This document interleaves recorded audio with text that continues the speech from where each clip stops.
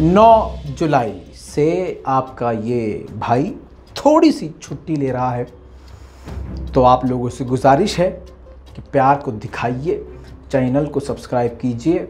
लेकिन आपको बता दूं कि 9 जुलाई से छुट्टी पर तो हूँ, लेकिन कंफर्म नहीं है कितने दिन की, 3 दिन, 4 दिन या मैक्सिमम 5 दिन, मैक्सिमम 5 दिन। ज़्यादा मज़ा आ गया छुट्टी पे तो 5 दिन, मज़ा नहीं आया तो दूसरे दिन वापस, ठीक है।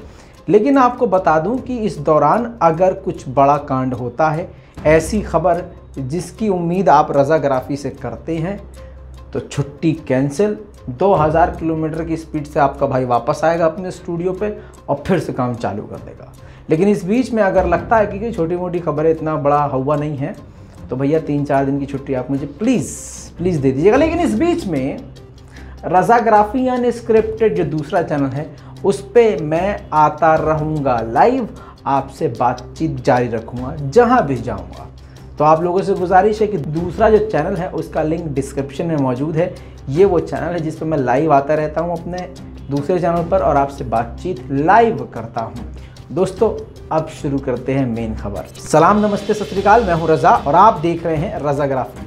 पाकिस्तान के राष्ट्रपति ने भारत पर बहुत ही खतरनाक इल्ज़ाम लगाया है। कई सारे इल्ज़ाम लगाने के बाद तुर्की से सैन्य मदद मांगी है। खबर बहुत बड़ी है, जी हाँ, खबर बहुत बड़ी है। खबर इसलिए भी बहुत बड़ी हो गई है क्योंकि इस वक्त पाकिस्तान और भारत के रिश्ते बेहद ख़राब हो गए हैं। अभी 4-6 महीने में, ये बीच के 4-6 महीने गुजरे हैं, इसमें ये उम्मीद थी कि भारत और पाकिस्तान के रिश्ते थोड़े बेहतर होंगे, अच्छे हो जाएंगे, मामला सुलझ जाएगा, लेकिन ऐसा अब बिल्कुल नहीं है। अगर आपने मेरी पिछली रिपोर्ट यानी कल की रिपोर्ट नहीं देखी है तो आप जाके देखिए, सब कुछ समझ में आ जाएगा। लेकिन अब एक नया मोड़ आ गया है, दिन प्रतिदिन अब रिश्ते खराब स्थिति में जा रहे हैं। दोस्तों, पाकिस्तान के राष्ट्रपति डॉक्टर आरिफ अलवी ने बहुत बड़ा इल्ज़ाम भारत पर लगाया। उन्होंने आतंकवाद का इल्ज़ाम सीधा सीधा भारत पर लगा दिया और तो और कई सारे जो पाकिस्तान में हमले हुए हैं उसका भी इल्ज़ाम भारत पर रख दिया। दोस्तों, तुर्की के सेना के प्रमुख उमिद दुंदार से मुलाकात के दौरान पाकिस्तान के राष्ट्रपति ने बड़ी बड़ी बातें उनसे कही।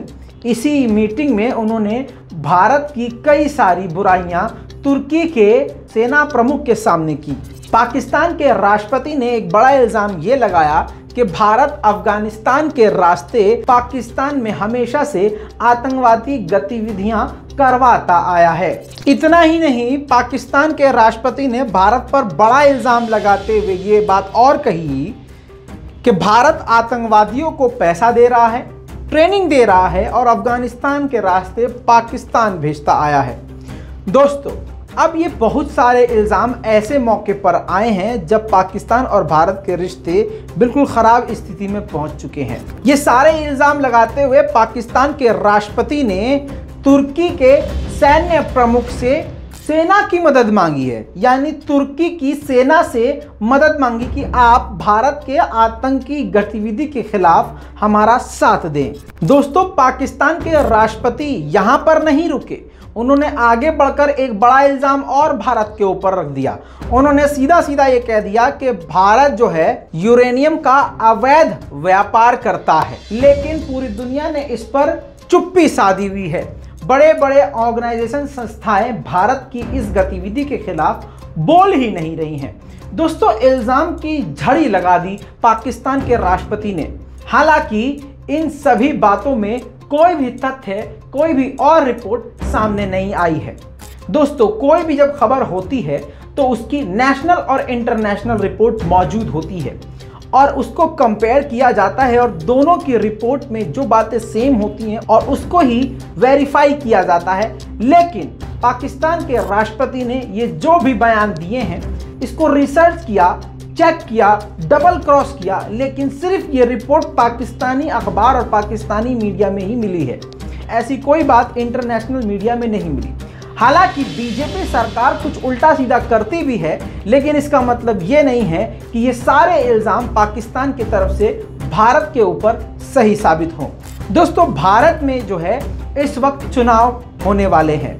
इसी वजह से अब पाकिस्तान और भारत के बीच में तनाव बढ़ जाएगा, क्योंकि भारत को यानी बीजेपी को चुनाव में जीत हासिल करनी है और पाकिस्तान के नाम का इस्तेमाल करे बिना बीजेपी जीत नहीं सकती। दूसरी तरफ इमरान खान की सरकार भी और इमरान खान के मानने वाले भी तभी खुश होते हैं और इमरान खान की सरकार तभी मजबूत होती है जब इमरान खान भारत को आड़े हाथ लेते हैं। पाकिस्तानियों को इसी में स्वैग आ जाता है। लेकिन असली बात यह है कि राजनेताओं की इस राजनीति के चक्कर में आम जनता दोनों देशों की फजूल में परेशान होती है और फालतू में दोनों देशों के बीच के आम लोगों के बीच में जहर घुलता है, जबकि ये सारा राजनीतिक खेल है। पाकिस्तान के राष्ट्रपति ने इस मीटिंग के दौरान जमकर तुर्की के राष्ट्रपति रजब तैयब एर्दोगान की तारीफ करी। दोस्तों, एक अपडेट और आपको दे दूं कि ग्रीस ने भारत को चेतावनी यह दी है कि तुर्की को पाकिस्तान अपनी परमाणु तकनीक ट्रांसफर कर रहा है और दोनों देश मिलकर एक खतरनाक परमाणु हथियार बनाने के रास्ते पर चल रहे हैं। दोस्तों, इस वक्त भारत बहुत ही मुश्किल दौर से गुजर रहा है। एक तरफ चीन का खतरा, दूसरी तरफ पाकिस्तान से हालत बेहद खराब और तीसरी तरफ अफगानिस्तान में तालिबान का मौजूद होना, ये भारत के लिए बेहद खतरनाक है। दोस्तों, इस पूरी रिपोर्ट पर अपनी राय कमेंट में जरूर दीजिएगा। नफरत से दूर रहिएगा, इंसानियत को जिंदा कीजिएगा। मैं हूं रजा, आप देख रहे थे रजाग्राफी। जय हिंद।